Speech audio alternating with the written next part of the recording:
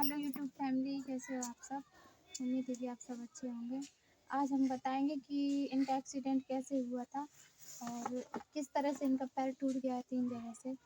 देखिए वो बायां पैर है इनका जो 3 जगह से टूट गया, घुटने से इनका एक्सीडेंट हुआ था जब।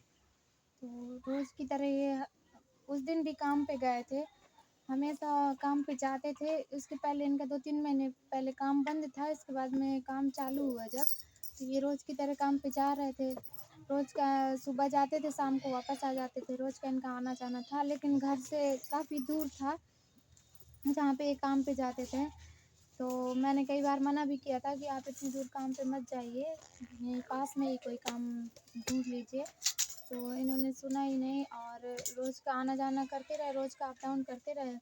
फिर इसके बाद में उस दिन जब ये आ रहे थे शाम को, कबरई से आ रहे थे। ये हमारे यहाँ महोबा पड़ता है, महोबा के पास कबरई है, कबरई पे ये काम पे जाया करते थे। तो वहाँ से आ रहे थे, 6 लाइन जो हाईवे निकला हुआ है ना, 6 लाइन, तो उसी 6 लाइन से ये आ रहे थे अपने घर की तरफ। तो रास्ते में ये आते-आते इनका मतलब किसी से टक्कर नहीं हुआ है, एक्सीडेंट किसी से टक्कर होके जो हो गया हो ऐसा कुछ नहीं है। ये आ रहे थे और अपने आप से ही इनकी गाड़ी बैठ गई थी। जब इनकी गाड़ी बैठ गई तो इनकी गाड़ी इनके पैर में ही गिर गई है और चलती रही है। तो ये फिसलते हुए काफ़ी दूर तक चले गए थे। जब ये काफ़ी दूर तक फिसलते हुए चले गए थे ना, फिर इसके बाद में ये एकदम से इनकी गाड़ी दूसरी जगह पड़ी थी और ये बीच रोड में पड़े थे, जो बीच रोड में वाइट लाइन खिंची होती है वहाँ पे पड़े थे रोड में। और आसपास से साधन भी आ रहे थे, ट्रक वगैरह। तो इन्होंने सोचा कि मैं गिर गया हूँ और मैं अपनी गाड़ी उठाऊँ। बताइए आप क्या था? जैसे गिर गई तो मैंने सोचा उठ जाऊँ, कोई चढ़ा ना दे गाड़ी में। उठने लगा जब तो ये पैर ही नहीं उठ रहा था। मैंने उठाया तो ये ऐसे हिल रहा था, फिर मैंने तुरंत फ़ोन किया कि एक्सीडेंट हो गया, शायद पैर टूट गया है। जब ये गिर गए थे गाड़ी से तो इन्होंने अपने आप से उठने की कोशिश की, तो इनका पैर देखा तो पैर हिल रहा था। ऐसा लगा कि इनके पैर में कोई जान ही नहीं है। तो फिर इन्होंने सोचा कि मेरा पैर टूट गया, फिर इन्होंने तुरंत मुझे फ़ोन किया। और यहाँ पे शाम को 7 बज गए थे, तो मैं खाना-वाना बना रही थी। तो मैं इनका इंतज़ार कर रही थी कि ये आएँगे तो मैं खाना बना के रेडी रखूँ। तो मैंने पहले ही रोटी डाली थी खाना बनाने के लिए। तो इतने में इनका फ़ोन आ गया कि मेरा एक्सीडेंट हो गया, पैर टूट गया। तो मैंने कहा रुको अभी।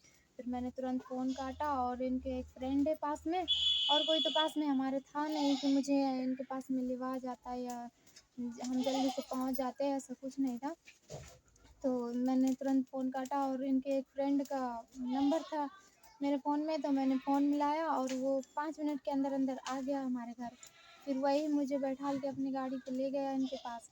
20 मिनट के अंदर इनके पास में हम पहुँचे, तब तक इनके पास में कोई नहीं जा रहा था, क्योंकि एक्सीडेंट केस होता है तो कोई नहीं जाता है पास में। कोई भी पड़ा रहे रोड पे तड़पता रहे, कोई दिक्कत हो, कोई परेशानी हो, कोई जाता ही नहीं है। लेकिन भगवान की कृपा थी, हम बालाजी की पूजा करते हैं और हम लहसुन प्याज भी नहीं खाते हैं, मीट मछली दारू मुर्गा कुछ भी नहीं होता है हमारे घर में। हम 2018 से बालाजी से जुड़े हुए हैं, तो हम बालाजी की पूजा करते हैं। तो ये उन्हीं का नाम लेते रहते कि भगवान कोई आए मुझे रोड से उठा के एक तरफ रखे। और मेरे मेरे पैर में लगा है, मैं चल भी नहीं पा रहा हूँ और इनके पैर में बहुत ज़्यादा दर्द हो रहा था। तभी वहाँ पे कोई आ रहा था, जा रहा था, सब लोग देख-देख के जा रहे थे, कोई छू नहीं रहा था, कोई इनको उठा नहीं रहा था। तो मेरे जाते-जाते 2 लोग थे जो बाइक पे थे, तो वो इनके पास गए। पहले तो वो आगे निकल चुके थे, है ना? पहले वो आगे निकल चुके थे, इन्होंने बताया। फिर वो वापस मुड़ के आए और बोले कि भैया क्या हो गया?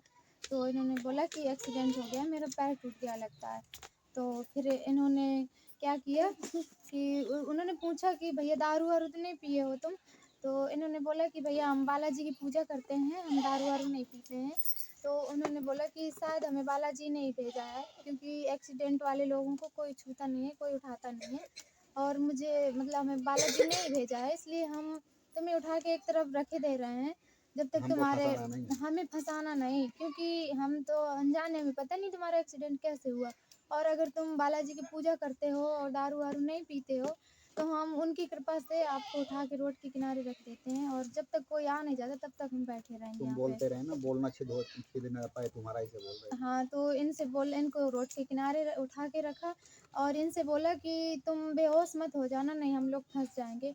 और इन्होंने मतलब इनका नंबर ले लिया, इनके फ़ोन का पासवर्ड भी पूछ लिया और इनको मतलब बतवाते रहे, उतनी देर तक बातें करवाते रहे कि ये इनको दर्द की वजह से ये बेहोश ना हो जाए, इनको चक्कर ना आ जाए, कोई दिक्कत ना आ जाए, कोई एम्बुलेंस परेशानी का ना आ फ़ोन जाए। नहीं लग रहा था, ना तो पुलिस को लग रहा था। उस टाइम पे ये बता रहे हैं कि ना तो पुलिस को फ़ोन लग रहा था, ना एम्बुलेंस को कॉल लग रही थी। ये वहीं ऐसे ही तड़प रहे थे। इतना अच्छा हुआ, भगवान की कृपा हुई कि 2 लोग और आ गए इनके पास में, इनको सँभाला। तब तक हम पहुँचे, तब तक फिर इन्होंने एम्बुलेंस को कॉल करवाया। फिर एम्बुलेंस आ चुकी थी जब हम पहुँचे थे।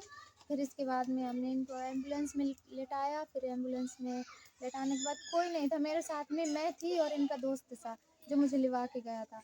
तो दोस्त गाड़ी लेके आया, फिर इनका भांजा पहुँच गया, फिर वो गाड़ी लेके आया और जो दोस्त था तो वो भी मतलब साथ में आया। एम्बुलेंस के पीछे-पीछे इनका भांजा भी आया और फिर मैं इनके साथ से आई। फिर उसके बाद में इनको हॉस्पिटल ले गए, यहाँ पे सरकारी हॉस्पिटल है हमारे यहाँ मौदाह में ही। तो फिर इनको डॉक्टर को दिखाया, तो डॉक्टर ने बोला कि हम लोग ऐसा केस नहीं देखते हैं, इनका पैर ज़्यादा टूट चुका है, अभी कुछ समझ में नहीं आ रहा है क्या क्या दिक्कत क्या नहीं है। जो भी इनके पैर में जो ये घुटने वाली हड्डी होती है, ये एकदम से बाहर निकली हुई थी, इतना ज़्यादा सूजा हुआ था कि मैं क्या बताऊँ, बहुत ज़्यादा इतना ज़्यादा सूजा हुआ था इनका पैर उस टाइम पे।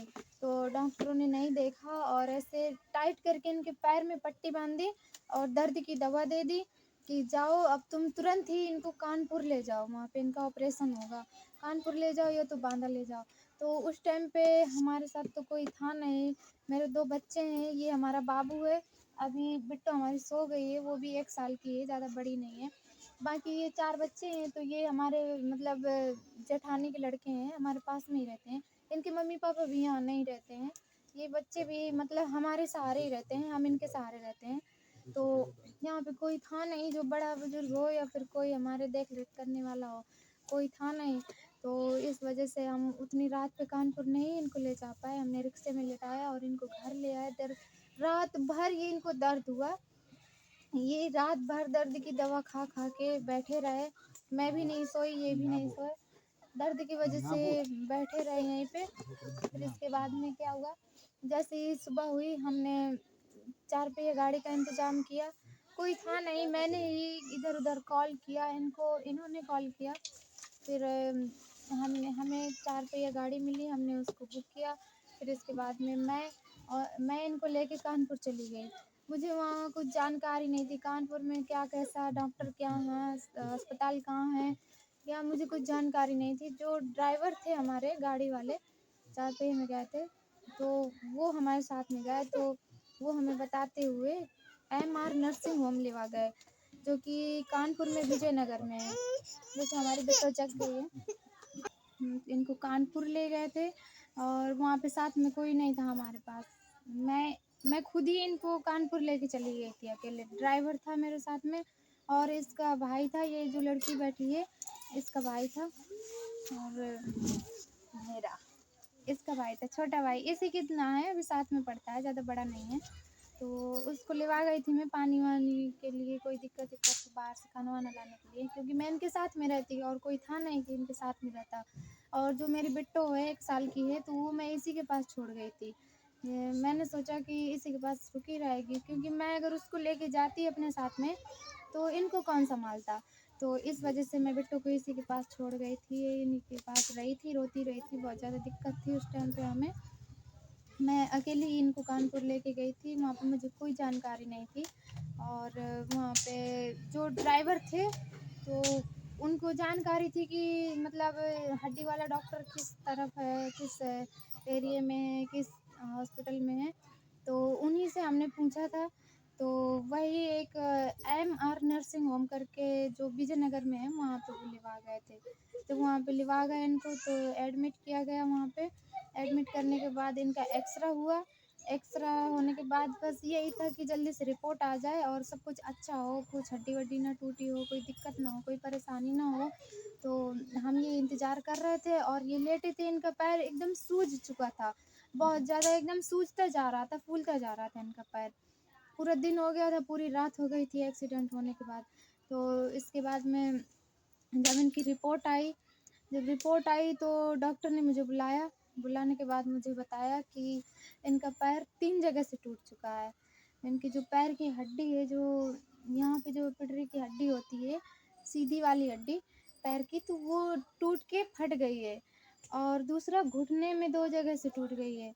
तो 3 जगह से इनका पैर टूट गया है और 1 जगह से फट गई है इनकी हड्डी।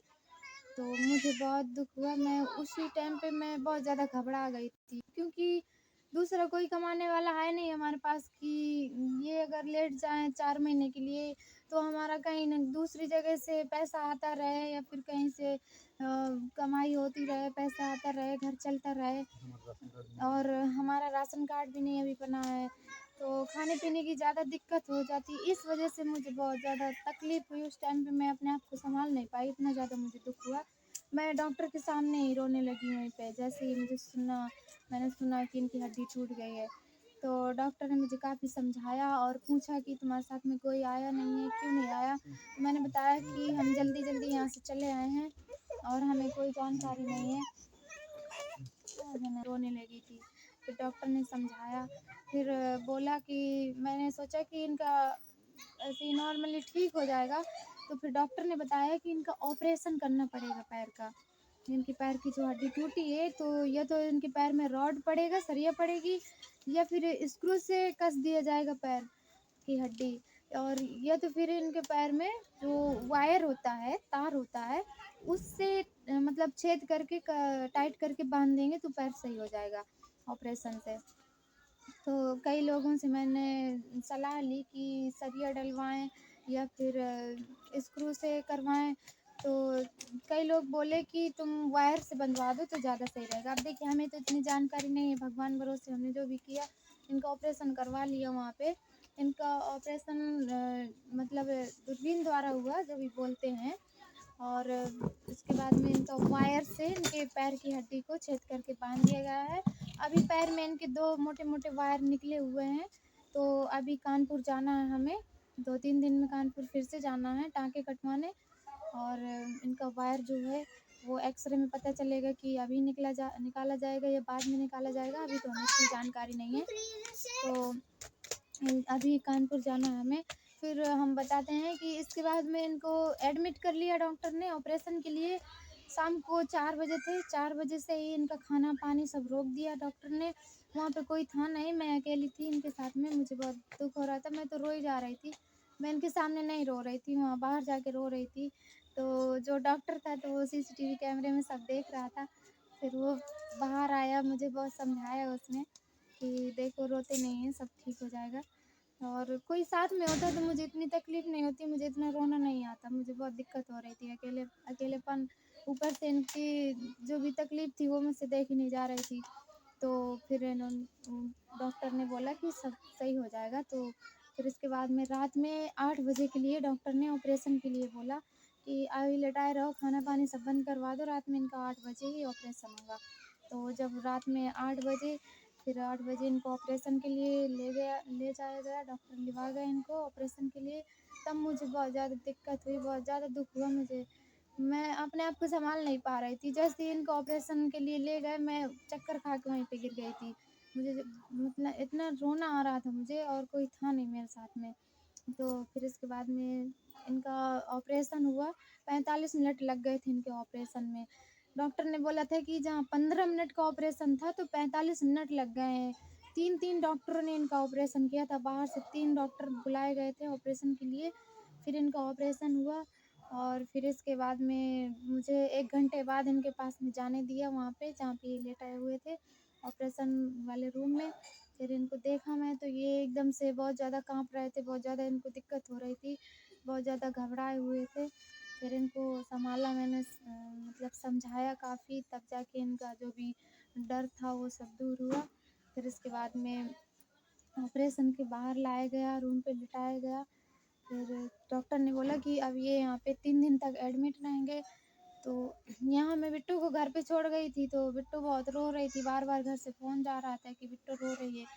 फिर कोई था नहीं। फिर जब 2 दिन हो गया वहाँ पे कानपुर में हमें एडमिट इनको रखते हुए, तीसरा दिन आया, तब जाके इनकी मम्मी आई, ये जो बैठी है लड़की, इसकी मम्मी बाहर से आई, ये बांदा में रहती थी इसकी मम्मी। फिर वो घर आई, फिर बिट्टू को लिवा के मेरे पास छोड़ने गई कानपुर। और हमारे घर से कानपुर 120 किलोमीटर दूर है। तो इतने दूर थी मेरी बिट्टू मुझसे उस टाइम पे, और मैं इनके साथ में थी कानपुर में। तो फिर इनकी मम्मी लेके गई वहाँ पे, एडमिट किया। जहाँ पे एडमिट थे वहाँ पे बिट्टू को लेके गई। बिट्टू ने देखा मुझे तो बहुत ज़्यादा रोई थी, इनको देख कर के भी बहुत ज़्यादा रोई थी। फिर इनकी मम्मी वहाँ पे बनी रही, और फिर हम वहाँ से 3 दिन हमें वहाँ एडमिट रखना पड़ा इनको। 3 दिन बाद इनको घर लेके आए थे। फिर अब घर में ही इनका ट्रीटमेंट चल रहा है।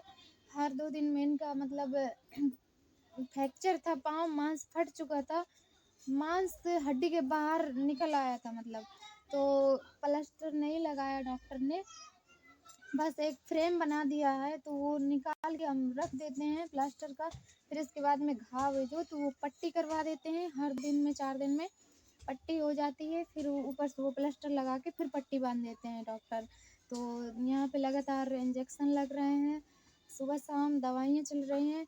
और हर 2 दिन में इनका जो भी ड्रेसिंग होती है इनके पैर की।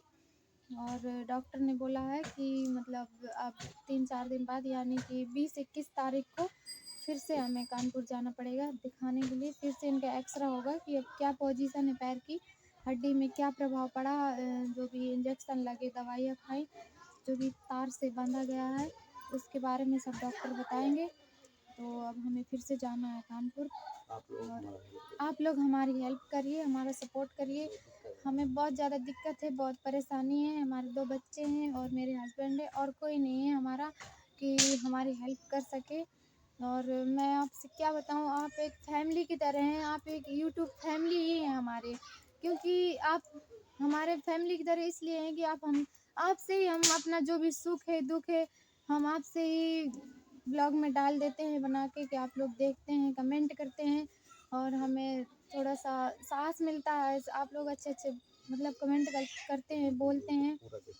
तो आप लोग हमारे ब्लॉग पे बने रहिएगा, पूरा ब्लॉग देखिएगा हमारा, और हमारा सपोर्ट करिए, हमारे चैनल को सब्सक्राइब करिए, और ज़्यादा से ज़्यादा वॉच करिए हमारे चैनल को, और कमेंट करिए, हमारा वॉच टाइम बढ़वा दीजिए। बस यही आपसे विनती करते हैं कि